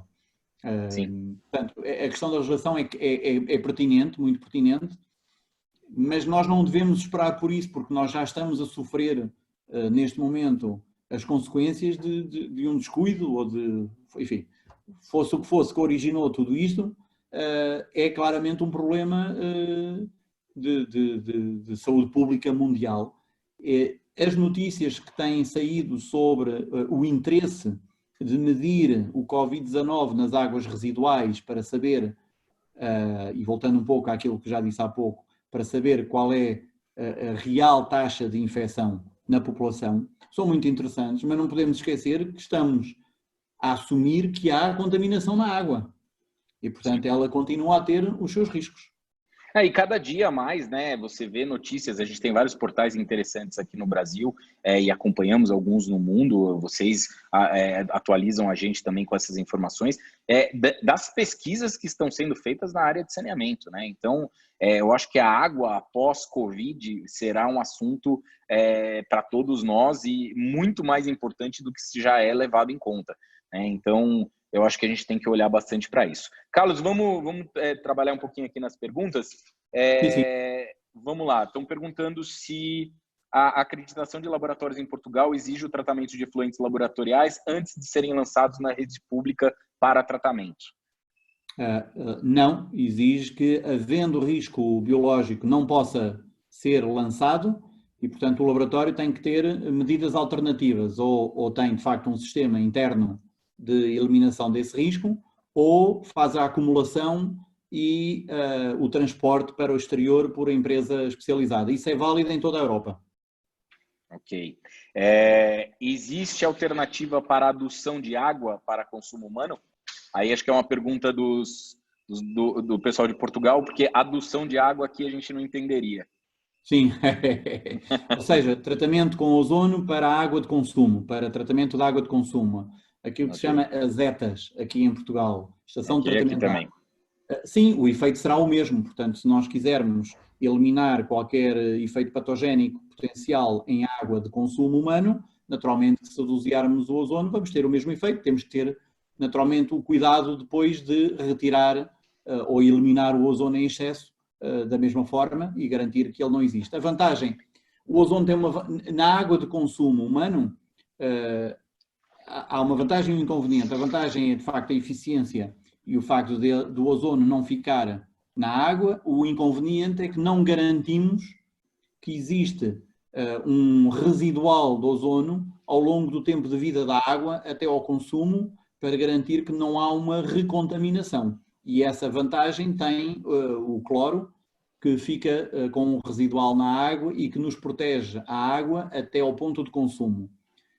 O que nós podemos fazer é usar o ozono para um ataque inicial mais eficaz e depois reduzir os consumos de solução de hipoclorito, no sentido de garantir apenas o tal residual que nós temos à saída da nossa torneira em casa e que nos garante que a água é segura, porque não podemos esquecer que depois a contaminação vai retomar pelo contacto que a água tem com o ar e com os materiais onde está contida, não é? E, portanto, temos só esse inconveniente. Ou seja, nas águas residuais, quando nós desinfetamos e esterilizamos, a seguir destruímos o ozono e, portanto, no caminho que vai dali para baixo, a água vai readquirir a sua atividade microbiológica, não a mesma, portanto, não com aqueles contaminantes patogénicos, mas com aqueles que são normais, porque toda e qualquer água tem atividade microbiológica. E sempre lembrando que é muito melhor você ir para a fonte, né, você trabalhar dentro da fonte de contaminação do que num sistema de saneamento. Né? A gente discutiu um pouquinho isso aqui na live. Você trabalhar com 4.000 metros cúbicos por segundo é diferente de você trabalhar com 100 litros por hora. Pois, Por isso, claro, a compatibilidade dos equipamentos e a intenção dos equipamentos de se trabalhar na fonte. Outra pergunta, a integração de um sistema de ozônio Ventio-Aqua antes de um sistema de osmose seria execuível? Sim, absolutamente. Aliás, vamos ver, nós aplicando o sistema de ozono em efluentes com outras cargas contaminantes, vamos ter logo à partida um efeito positivo da redução dessas cargas contaminantes, por redução, oxidação da matéria orgânica e alguma matéria inorgânica que vai ser oxidada por ação do ozono. E, portanto, vamos reduzir a contaminação e vamos garantir que essas águas, quando chegam a um tratamento seguinte em ajusante, vão facilitar esse tratamento. E, portanto, se nós quisermos atacar a carga poluente da água antes de a sujeitar a um outro tipo de tratamento, nós vamos garantir uma melhor eficiência do tratamento que fica ajusando. Portanto, sim, tem sempre vantagens, inclusivamente em águas contaminadas com outras contaminantes, por exemplo, com tingimento, nós vamos conseguir retirar a cor. E, portanto, o ozônio também tem esses efeitos. Fugimos aqui um bocadinho do âmbito da nossa discussão, mas claramente que se nós aplicarmos um sistema de tratamento de oxidação por ozônio em outras situações de tratamento de efluentes, temos sempre vantagens acrescidas pela capacidade oxidante que tem o ozônio nesses trabalhos. Ok? Ok. Desculpa, tem alguém que levantou a mão aqui, eu ativei o som, mas deve ter entrado com um link comum, então está aparecendo com o nome errado aqui. Pode falar.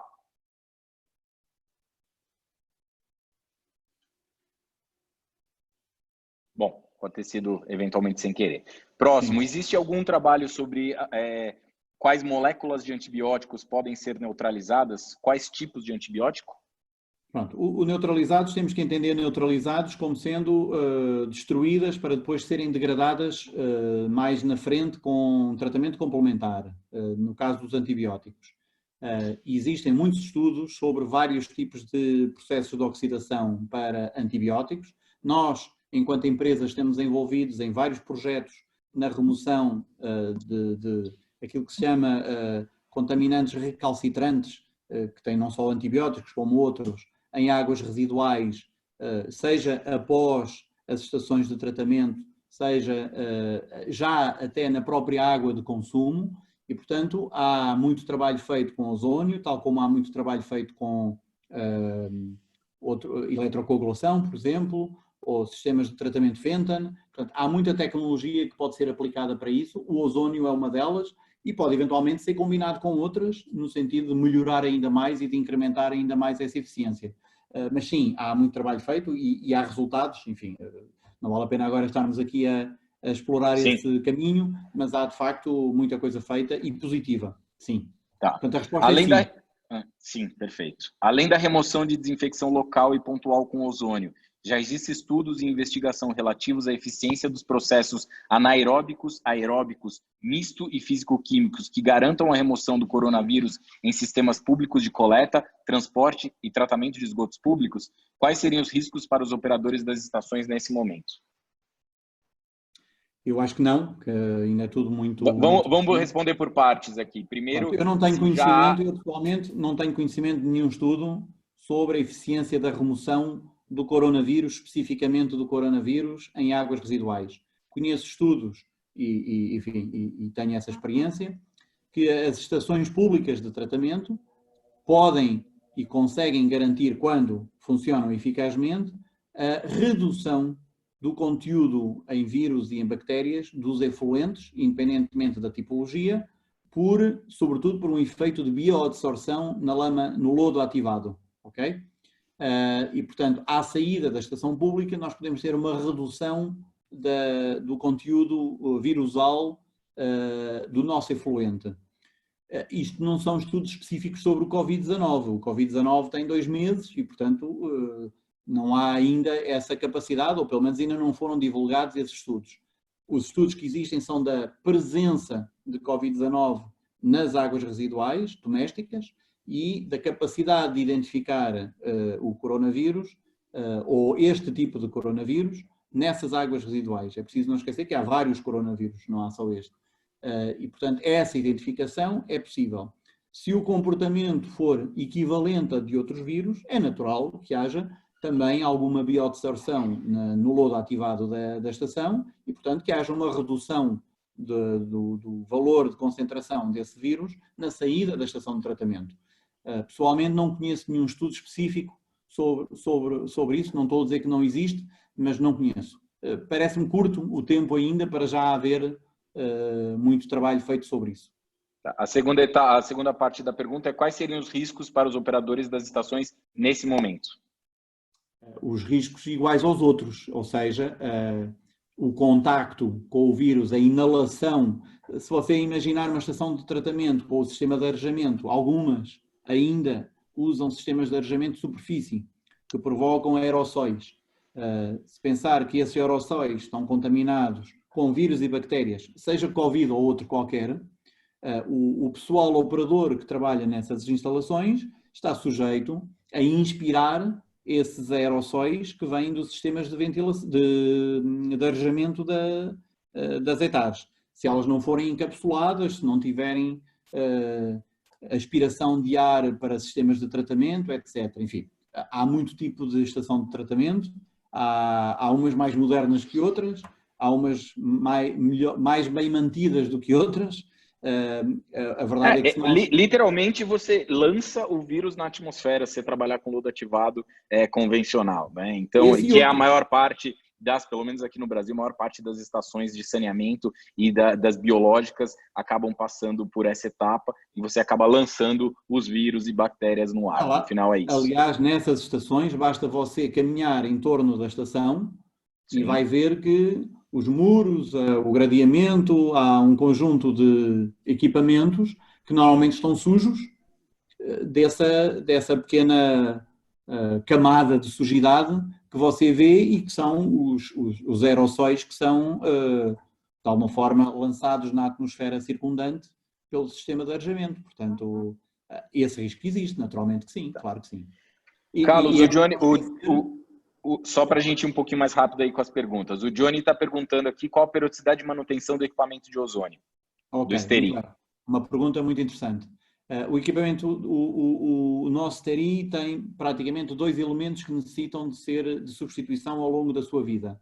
A lâmpada de ultravioleta a cada 5.000 horas e o enchimento catalítico do respiro da máquina, onde fazemos a destruição do ozono em fase gasosa.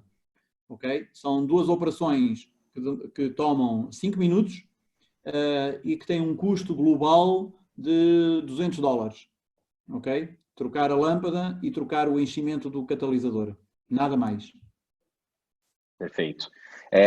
Uma outra pergunta aqui do Ômulo. O produto ou serviço pode ser utilizado em tratamento de água para medicamentos? Ou seja, associado a uma osmose reversa numa água de entrada de uma estação?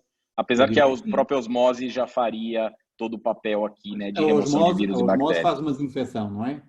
Sim. Portanto, a dimensão da membrana não deixa atravessar qualquer contaminação.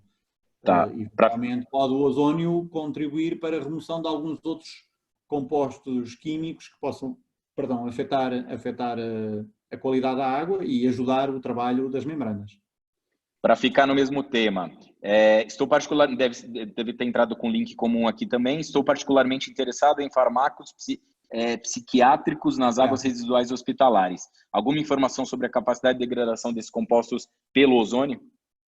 Sim, há vários estudos nessa área, tal como em hormonas e outros compostos orgânicos cíclicos e policíclicos. Eu podia entrar aqui num tema mais químico e mais científico, mas se calhar não vale a pena. Há vários trabalhos realizados em torno disso. Eu volto a repetir algo que eu disse há pouco. O ozónio, enquanto agente oxidante, vai permitir quebrar a molécula, abrir a molécula, para que, de seguida, outro tratamento possa remover a molécula. Ok? Portanto, o ozónio, enquanto agente oxidante, não vai remover o que resta dessa molécula. Ela vai ser quebrada e vai ficar biodisponível para ser degradada num tratamento que esteja ajusante da injeção do ozónio. Isso é muito bom para facilitar o tratamento das estações biológicas, tipicamente que estão a jusante, seja ela a municipal, ou seja, da própria unidade que fabrica o produto ou que usa o produto, mas o ozónio em si não vai ser capaz de eliminar a molécula. A ciência procura hoje explicar, e já há alguns estudos e há algum conhecimento sobre isso, o que é que acontece à molécula A, B ou C quando é sujeita a uma determinada ação oxidante e o que é que resulta dessa reação. Esse é também um aspecto muito importante para a ciência hoje em dia, porque podemos correr o risco, em termos científicos, de estar a criar um problema maior do que aquele que tínhamos, se o produto resultante for mais agressivo. Enfim, temos que deixar a ciência trabalhar para nos explicar um pouco estes fenómenos. São temas que nós acompanhamos no dia-a-dia. Posso dizer que hoje, à data que estamos falando de todos, a Ventilaqua tem 3 projetos internacionais a decorrer precisamente sobre remoção de compostos orgânicos cíclicos e policíclicos, onde se incluem alguns de origem medicamentosa, precisamente nas águas residuais, e estamos trabalhando nisso. Perfeito, Carlos. 2 perguntas. A questão em relação novamente à manutenção.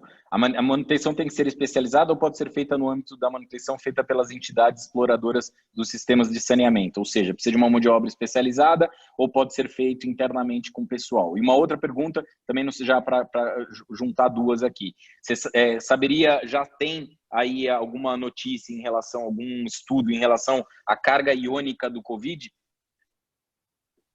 Não, por acaso não. Essa última respondo não. Relativamente à manutenção... Não tem estudo ou não... Não tenho estudo, não tenho informação, não. Okay. Essa informação não.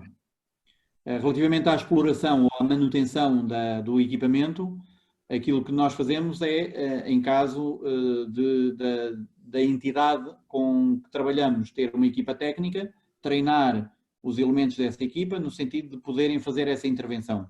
Ok? Não exige um conhecimento especial, exige alguns cuidados, mas simples. A partir do momento em que esteja... aliás, nós trabalhamos no mundo inteiro e não temos equipas técnicas diretas nossas, no mundo inteiro. Portanto, todos os nossos parceiros em vários países do mundo têm equipas técnicas que fazem esse tipo de intervenções, ou diretamente no laboratório existe já eventualmente uma entidade, uma empresa que faz a manutenção técnica dos equipamentos e que pode também fazer a manutenção técnica deste equipamento sem sem nenhuma dificuldade em especial.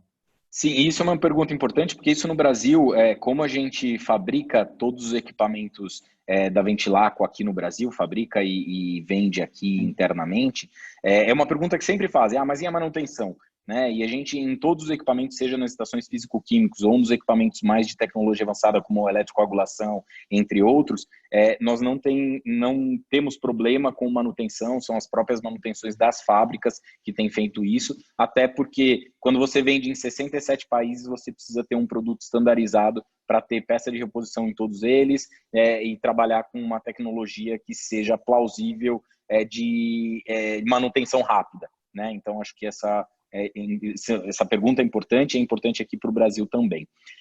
Próxima, essa solução com ozônio pode ser usada sozinha, sem outro pós-tratamento, em efluentes com baixa carga poluente? Exemplo, em meio rural com esgotos de baixa concentração, podia ser usado ozônio apenas e depois deixar a água ser vazada no meio ambiente?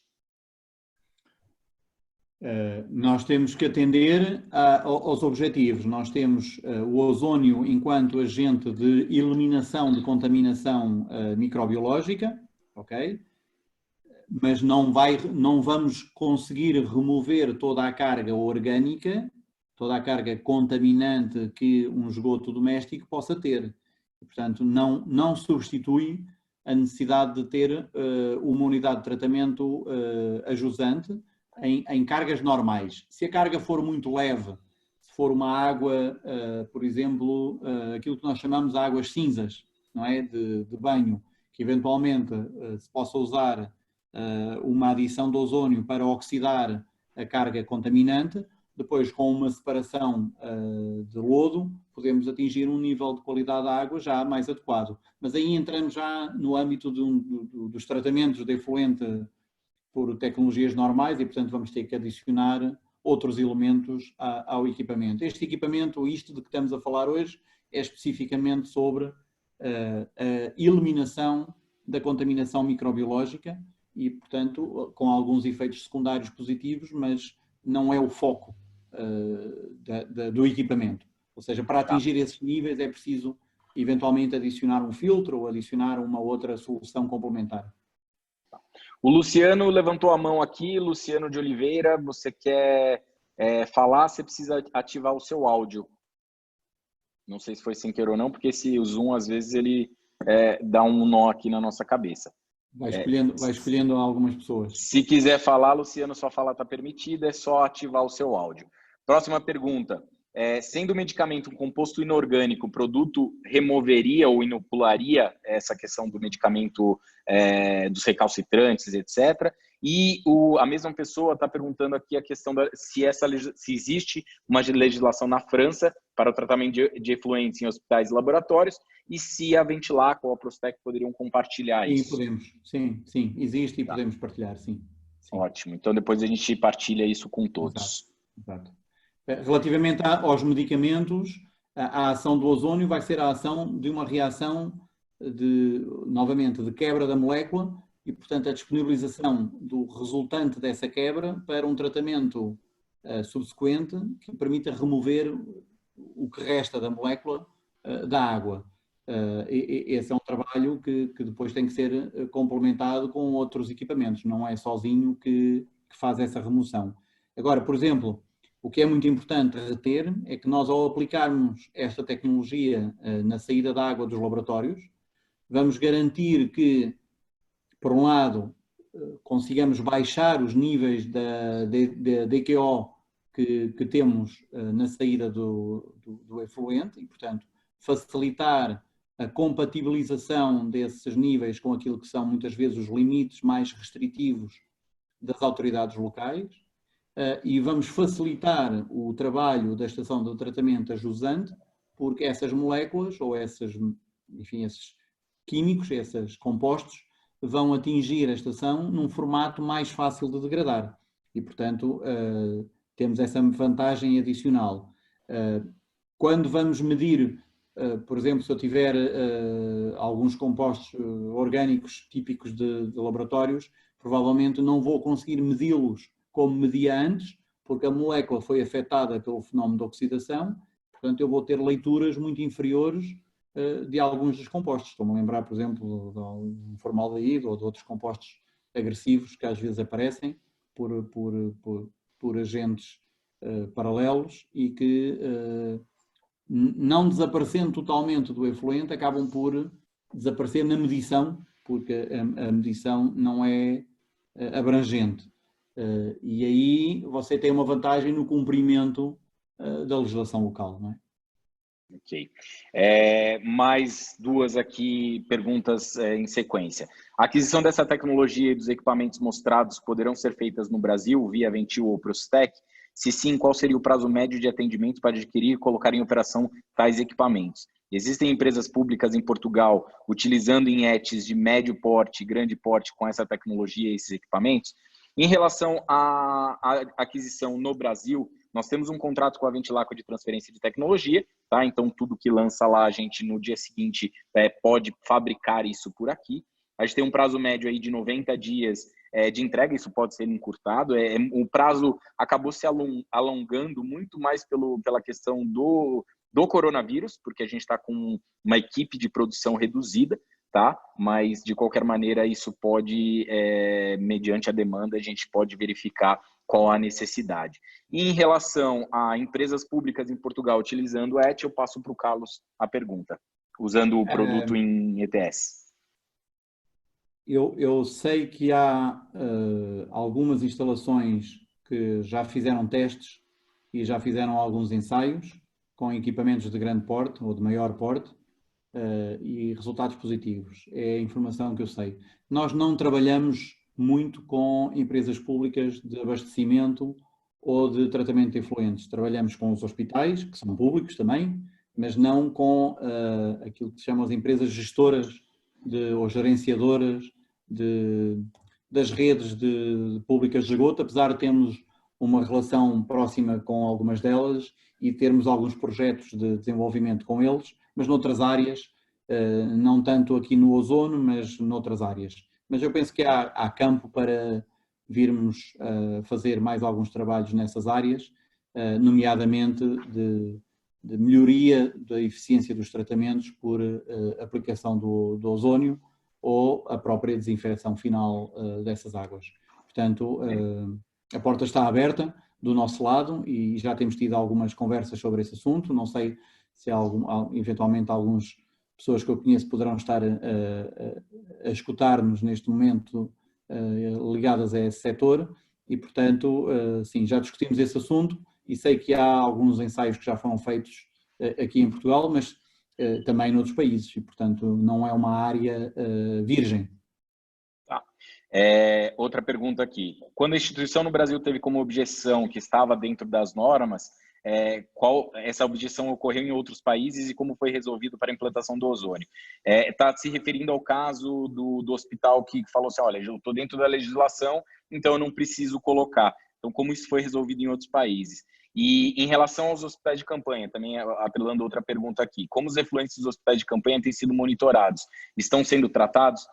Eu sei que aqui em São Paulo, eles não estão sendo monitorados, eles estão indo diretamente para a Sabesp, os 3 hospitais de campanha de São Paulo capital. Eu não posso falar pelos outros estados, não tenho essa informação, mas aqui em São Paulo eles não estão sendo tratados indo diretamente para o sistema de saneamento. Pela cara do Carlos, eu creio que isso no mundo inteiro está igual, certo, Carlos? A preocupação agora está sendo as pessoas diretamente infectadas e não a água. Confesso que me faz muita confusão ver, como vocês chamam, pavilhão desportivo, não sei como é que o pavilhão do Anhembi. Sim, com cama para infectados, com 200 e 300 infectados e não perceber como é que as pessoas nesse estado e algumas em estado de debilidade física resolvem os seus problemas fisiológicos, que não seja pelo método tradicional do transporte manual para uma instalação sanitária a algures, mas não creio que haja qualquer tipo de tratamento ou desinfecção. Eu conto aqui uma breve história. Quando foi do terremoto no Haiti, há uns anos atrás, nós fomos contactados na altura, e que teve como consequência o surto de cólera, não sei se estão recordados, isso já terá sido se calhar foi há 10 anos, 8 anos talvez, por aí. Nós fomos contactados na altura pela organização não governamental Médicos Sem Fronteiras, no sentido de desenvolver uma solução para colocar nos hospitais de campanha do Haiti relativamente aos internados com cólera, que estavam morrendo aos milhares, precisamente porque por cada infectado surgiam mais 5. Portanto, digamos que as excreções de cada pessoa tinham uma capacidade de difusão da contaminação que gerava 5 novos infectados por cada infectado que estava internado nesses hospitais de campanha. E, portanto, na altura, fizemos um trabalho e um projeto que acabou, infelizmente, a Organização Mundial de Saúde, na altura, não deu budget para avançar com essa solução. Enfim, nós não somos muito políticos. Infelizmente, tem sempre esbarra na questão política da coisa.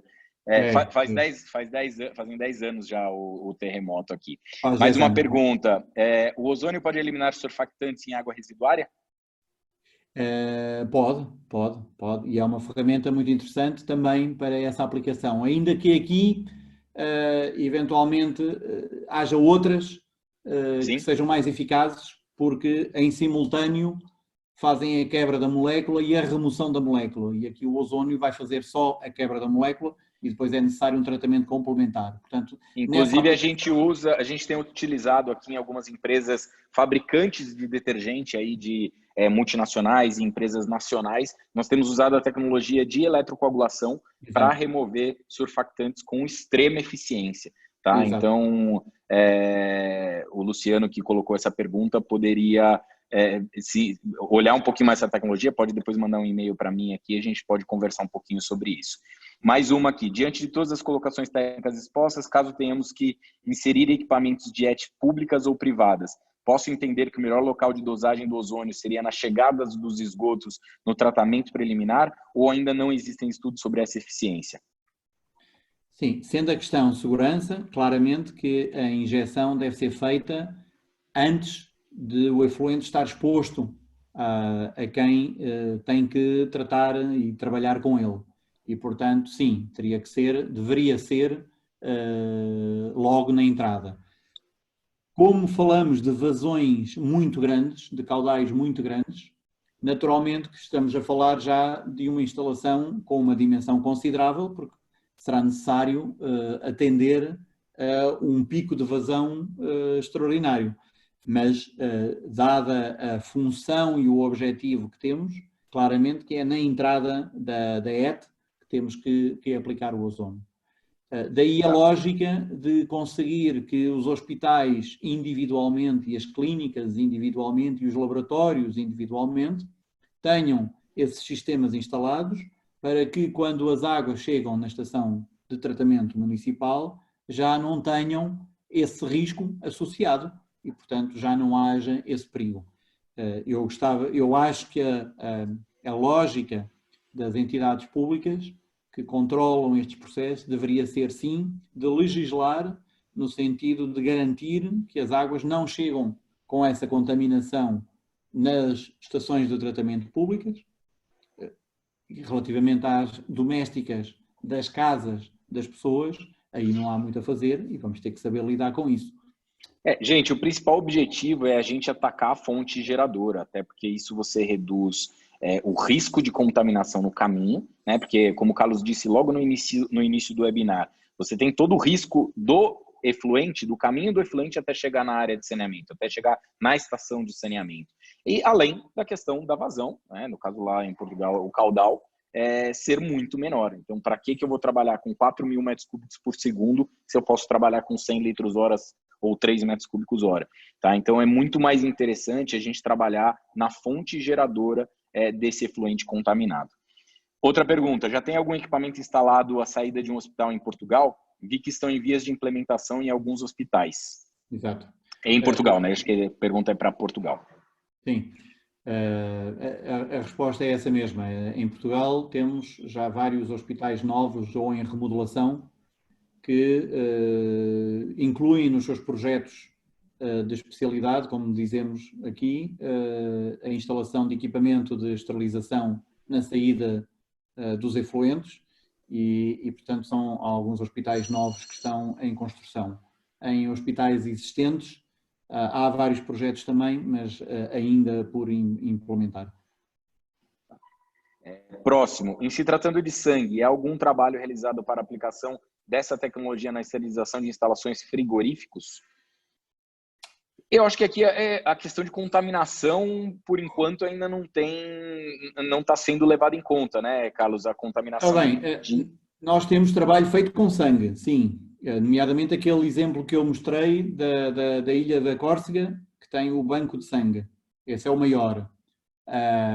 Temos também os necrotérios, que também têm composição importante em sangue. E, portanto, temos trabalho feito com sangue, sim, não em instalações frigoríficas, não. Entendendo eu, esterilização de instalações frigoríficas na parte de necrotérios, será isso?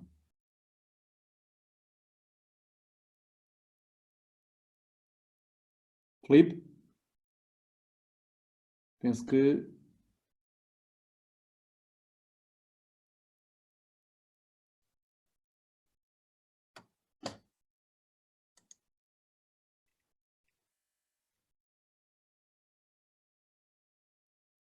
Alô? Sim. Voltamos. Deu algum problema aqui. Aqui ficamos parados. Aqui também. Penso que, não sei se escutaram tudo aquilo que eu disse. Eu acho que ele parou por um pouquinho. Se quiser repetir, Carlos. Eu estava dizendo que temos trabalho feito com presença de sangue, nomeadamente na área funerária, na Cortério, e no tal banco de sangue que falámos da Córcega. Não sei o que é que o Márcio pretende dizer com instalações frigoríficas. Não sei se tem que ver com áreas funerárias ou outro tipo de... Não, frigorífico para a gente aqui no Brasil é abatedouros. Abatedouro, pronto. Normalmente... O problema será o mesmo. O sangue tem várias... o sangue tem... É a mesma coisa.